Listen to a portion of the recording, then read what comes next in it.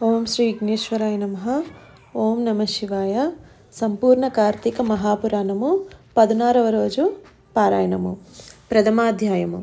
ఈ విధంగా సూతుడు ప్రవచించిన స్కాంద పురాణాంతర్గత కార్తీక మహత్యాన్ని విని సంతుష్ట మానసులైన సౌనకాది కులపతులు సూతముని లోకోత్తర పుణ్యదాయకమైన ఈ కార్తీక పురాణము స్కాందమందే కాక పద్మ అంతరవర్తి అయి కలదు కదా, దానిని కూడా విశదపరచవే అని ప్రార్థించగా మందస్మిత వదనుడైన సూతుడు, మునులారా, వైకుంఠుని లీలా వినోదాలు మహిమలు వినేవారికి వినిపించేవారికి విశేష పుణ్యాన్ని ఇస్తాయే గాని విసుగును కలిగించవు.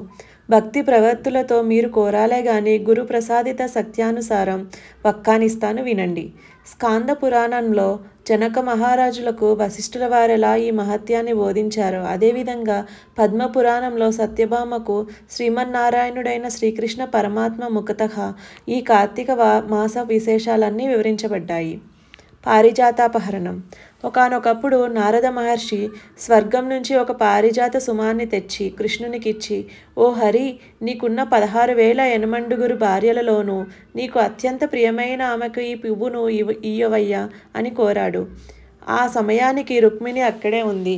నందనందనుడు నందనవన కుసుమాన్ని రుక్మిణికి కానుకగా చేశాడు. ఆ సంగతి తెలిసిన సత్యభామ అలిగింది. ప్రియమైన భార్యకియ్యమంటే తనకియ్యాలి గాని ఆ రుక్మిణికి ఇయ్యడం ఏమిటి అని కోపించింది. కృష్ణుడు ఆమెకు ఎంత నచ్చచెప్పినా వినిపించుకోలేదు.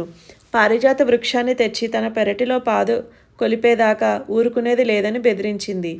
అత్యంత ప్రియురాలైన ఆమె అలక తీర్చడమే ప్రధానంగా తలంచిన అనంత పద్మనాభుడు తక్షణమే సత్యభామ సమేతంగా గరుత్మంతుడిని అధిరోహించి ఇంద్రుని అమరావతి నగరానికి వెళ్ళాడు. పారిజాత వృక్షాన్ని శ్రీకృష్ణుడు కోరగా స్వర్గ సంపదను భూలోకానికి పంపేందుకు దేవేంద్రుడు అంగీకరించలేదు. తత్ఫలితంగా ఇంద్రోపేంద్రుల నడుమ ఘోరమైన యుద్ధం జరిగింది. ఎట్టకేలకు ఆ తగవులో దేవేంద్రుడు తగ్గి సవినయ పురస్సరంగా పారిజాత ద్రుమాన్ని యాదవేంద్రునికి అర్పించుకున్నాడు. దానవంతకుడు దానిని తెచ్చి ముద్దుల భార్యామణి అయిన సత్రాజితి నివాసంలో ప్రతిష్ఠించాడు. అందువలన అమితానందాన్ని పొందిన ఆ అన్నుల మిన్న తన పెన్మిటి అయిన పీతాంబరునితో చాలా ప్రేమగా ప్రసంగిస్తూ, ప్రాణప్రియ, నేనెంతైనా ధన్యురాలిని. నీ 16,000 ఎనమండుగురు స్త్రీలలోనూ నేనే నీకు మీదు మిక్కిలి ప్రియతమను కావడం వలన నా అందచందాలు ధన్యత్వం పొందాయి. అసలు ఈ జన్మలో నీ అంతటి వాడికి భార్యను కావడానికి నీతో పాటు గరుడారూఢుడవే బొందతో స్వర్గ సందర్శనం చేయడానికి కథలుగా చెప్పుకోవడమే తప్ప ఎవ్వరూ ఎప్పుడూ కళ్ళారా చూసి ఎరుగని పారిజాత కల్పవృక్షాన్ని నా పెరటి మొక్కగా ఉండడానికి ఏమిటి కారణం?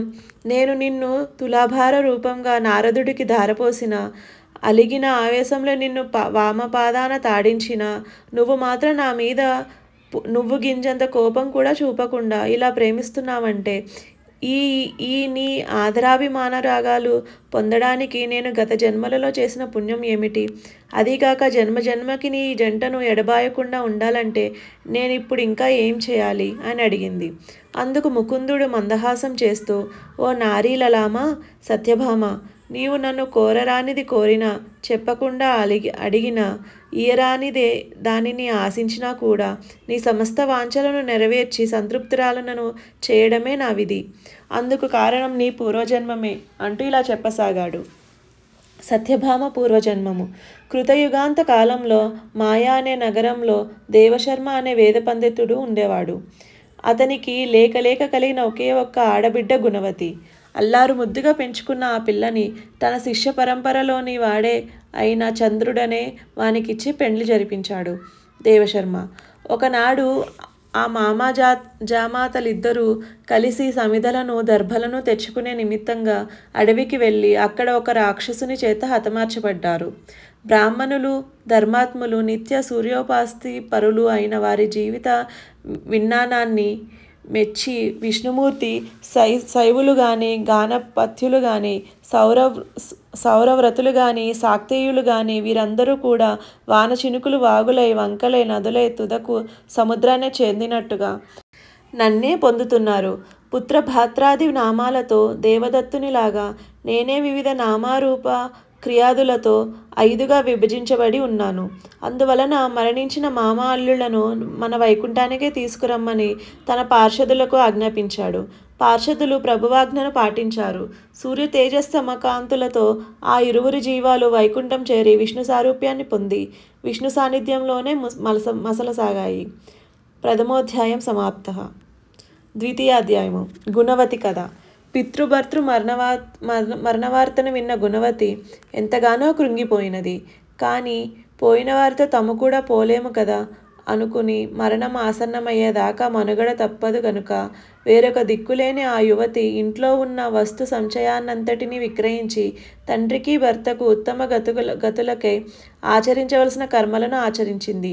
శేష జీవితాన్ని శేషసాయి స్మరణలోనే గడుపుతూ దేహపోషణార్థం కూలిపని చేసుకుంటూ ఆధ్యాత్మిక చింతనతో హరిభక్తిని, సత్యాన్ని, శాంతాన్ని, జితేంద్రియాత్వాన్ని పాటిస్తూ ఉండేది. పరమ సదాచారు పరులైన వారింట పుట్ట పెరిగింది కావడం వలన బాల్యం నుండి అలవడిన కార్తీక వ్రతాన్ని, ఏకాదశి వ్రతాన్ని మాత్రం ప్రతి ఏటా విడవకుండా ఆచరించేది. కృష్ణుడు చెబుతున్నాడు, సత్య, పుణ్యగణ్యాలు, భుక్తి ముక్తిదాయకాలు, పుత్ర పౌత్ర సంపత్ సౌభాగ్య సంధాయకాలు అయిన ఆ 2 వ్రతాలు నాకు అత్యంత ప్రీతిపాత్రమైనవన్న సంగతి నీకు తెలుసు కదా. కార్తీక మాసంలో సూర్యుడు తులారాశిలో ఉండగా నిత్యము ప్రాతస్నానం ఆచరించే వారి సమస్త పాపాలను నేను నశింపచేస్తాను. ఈ కార్తీకంలో స్నానాలు, దీపారాధనలు, జాగరణ, తులసి పూజ చేసేవాళ్ళు అంత్యంలో వైకుంఠవాసుడైన శ్రీ మహావిష్ణువు స్వరూపులై భావిస్తారు. విష్ణువాలయంలో మార్జనం చేసి సర్వతోభద్రం, శంఖం, పద్మం మొదలైన ముగ్గులను పెట్టి పూజా పునస్కారాలను చేసేవారు జీవన్ముక్తులవుతారు. ఉపర్యుక్త ప్రకారంగా కార్తీక మాసంలో 1 రోజులలోనూ కనీసం 3 రోజులైనా ఆచరించిన వారు దేవతలకు కూడా నమస్కరించదగిన వాళ్ళు అవుతారు. ఇక పుట్టింది లగాయతు జీవితాంతం చేసేవారి పుణ్యవైభవాన్ని చెప్పడం ఎవరి వల్ల కాదు. అదేవిధంగా ఆనాటి గుణవతి విష్ణు ప్రియంకరాలై ఏకాదశి, కార్తీక వ్రతాలను మాత్రం వదలకుండా కడునిష్టతో ఆచరిస్తూ కాలం వెళ్లదీసి కొన్నాళ్ల తర్వాత వయోభారం వల్ల శుష్కించి జ్వరపడింది. అయినప్పటికీ కూడా కార్తీక స్నానం మానకూడదనే పట్టుదలతో నదికి వెళ్ళి ఆ చలిలో కూడా నడుములోతు నీళ్లకు చేరి స్నానమాడే ప్రయత్నం చేస్తూ ఉంది. అంతలోనే ఆకాశం నుంచి శంఖ, చక్ర, గద, పద్మాయుధాలు ధరించి విష్ణాభులైన విష్ణుదూతలు గరుడ తాకాయుతమైన విమానంలో వచ్చి గుణవతి నందులో చేర్చి దివ్యస్త్రీల చేత సేవలు చేయిస్తూ తమతో బాటుగా వైకుంఠానికి చేర్చారు. కార్తీక వ్రత పుణ్యఫలంగా పొగలేని అగ్నిశిఖలా ప్రకాశిస్తూ ఆమె హరి సాన్నిధ్యాన్ని పొందింది. అనంతరం శ్రీ మహావిష్ణువైన నేను దేవతల ప్రార్థన మీద దేవకి గర్భాన ఇలా కృష్ణుడిలా అవతరించాను. నాతో బాటే అనేక మంది వైకుంఠవాసులు కూడా యాదవులుగా జన్మించారు. పూర్వజన్మలలోని చంద్రుడు ఈ జన్మలో అక్రూరుడయ్యాడు. అలనాటి దేవశర్మ సత్రాజిత్తుగా ప్రభవించాడు.